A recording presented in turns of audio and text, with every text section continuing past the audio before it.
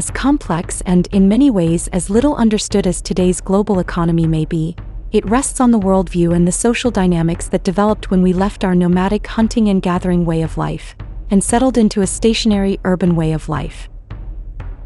This is Session 2, Economic Practice and Theory, in a course titled Economics of Fulfillment, and that is an aspect of a larger view, Evolution of Consciousness Theory. As most any economic text will tell you, current economic ideology is predicated on the belief that resources are by nature limited and human material wants are by nature unlimited. The way in which we have accommodated this precept, however, has changed over time.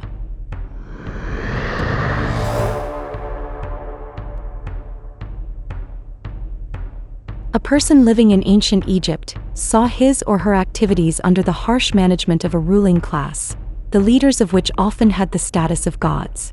In ancient Greece, Gelon of Syracuse, Periander of Corinth, Polycrates of Samos, and others in a line of so-called benevolent dictators oversaw economic activity.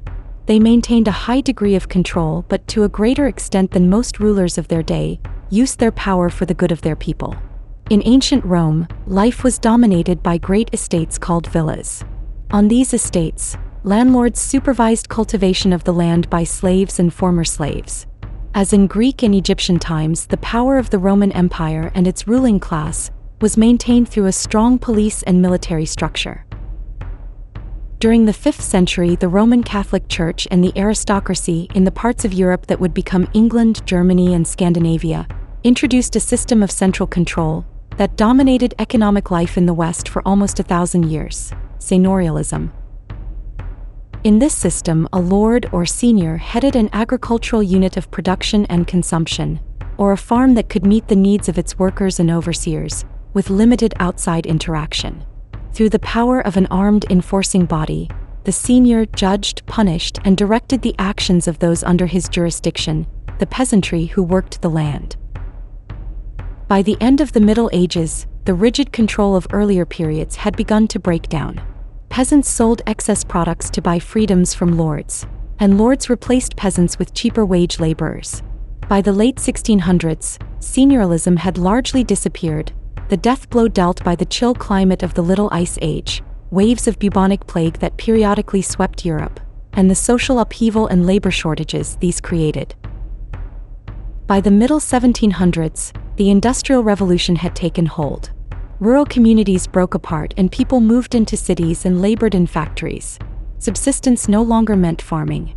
It meant working for the wage needed to purchase the food and other items necessary to subsist. To a greater extent than in the past, we embraced a monetary economy. Humanity had established the economic structure on which we would construct the global economy of today.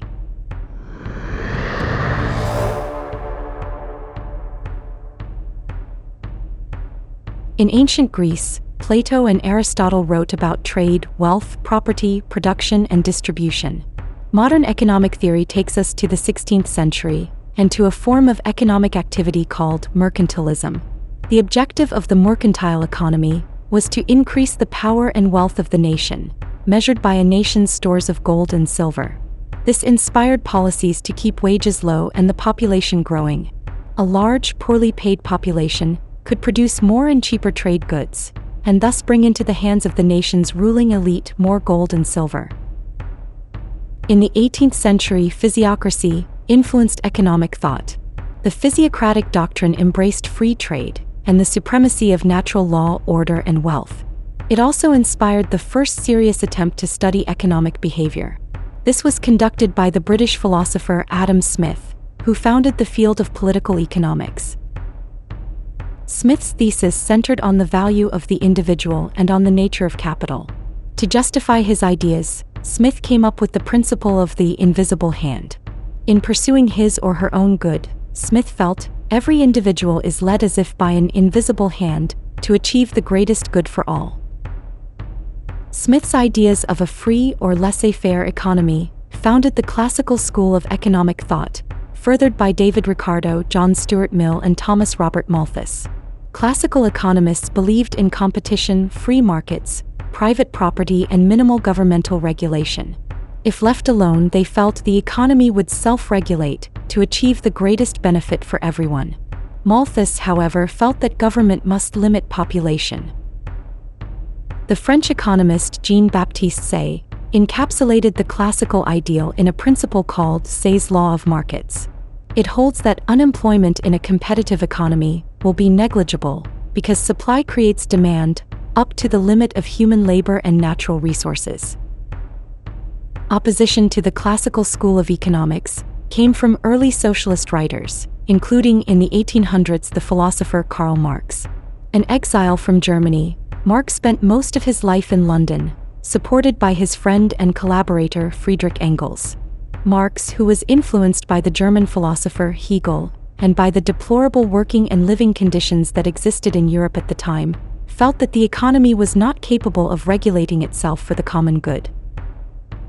In Marx's view, the economy consists of two classes of people: the capitalists who control the means of production, and the workers or proletarians who provide the labor.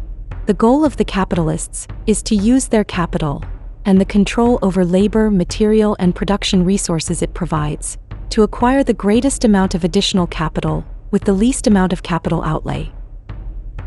In his Communist Manifesto, published in 1848, Marx concluded that the disparity of wealth produced by capitalism would lead to its downfall. He saw capitalism as a transitional system to be replaced by socialism. In socialism, a person's work was not rewarded based on the market value of labor, but according to an individual's need and contribution.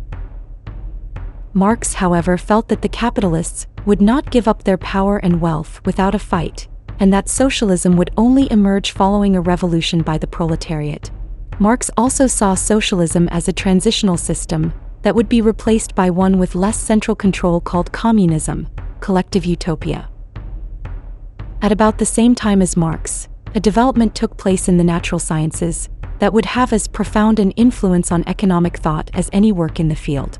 England in the 19th century was an empire in the throes of the Industrial Revolution. Men struggled to feed their families. Companies struggled to dominate their markets. Into this atmosphere of social and economic conflict, the theory of evolution by way of the process of natural selection took root, and the man most responsible for its development was born. In 1859, Charles Darwin published his work on the origin of species. Darwin imposed a worldview brought into being by scarcity and urbanization onto his observations of the natural world. We then used Darwin's interpretations of the natural world to justify our worldview. Economics was survival of the fittest. At about the same time as Marx and Darwin, there emerged the neoclassical school of economic thought. For the most part, neoclassical economists such as Leon Walras, Carl Menger, and William Stanley Jevons embraced the ideas of the classical school. They believed in low taxes, low public spending, and annually balanced budgets. They, however, felt that economic activity was influenced less by the supply of goods and more by the demand for goods. In particular, they believed that the psychology of consumer choice, or our perceived as opposed to our actual needs, affected economic activity and introduced the concept of utility, or the satisfaction provided by marginal purchase. In the early 1900s, Marxist ideas took hold in Russia.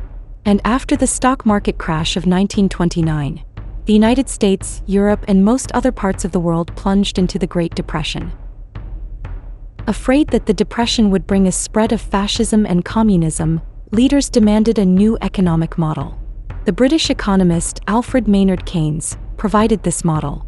In his most significant work, The General Theory of Employment, Interest, and Money, published in 1936, Keynes put forth the idea that no self-correcting mechanism existed in the economy that could lift it out of a depression, and that the only way to do this was through governmental intervention. The responsibility for economic prosperity fell on the shoulders of government.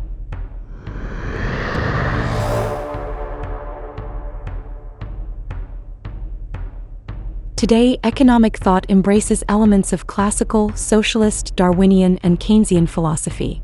To predict the effect of economic policy, economists have developed complex mathematical models, called econometric models, that through the use of computers and statistical techniques, attempt to isolate economic variables and to determine what happens when one or another variable is changed.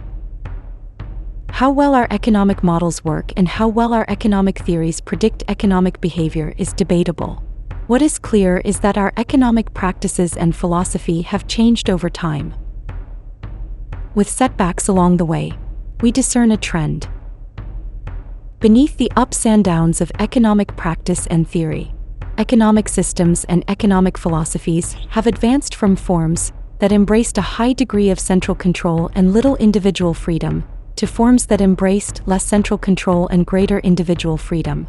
Increasingly, economic systems and economic thought centered on the needs and aspirations of the individual. Greater individual freedom and awareness, in turn, enabled stronger social bonds and the ability to form less collective and more unified social structures.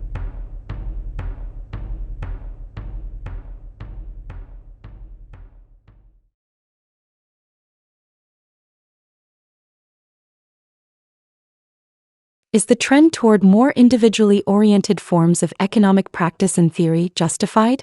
Have there been setbacks along the way? Do we face a setback today? With our look at economic practice and theory, we complete session 2 in our course titled Economics of Fulfillment. We have the background to delve into contemporary economic ideology. Our course on the economics of tomorrow continues in session 3, Socialism,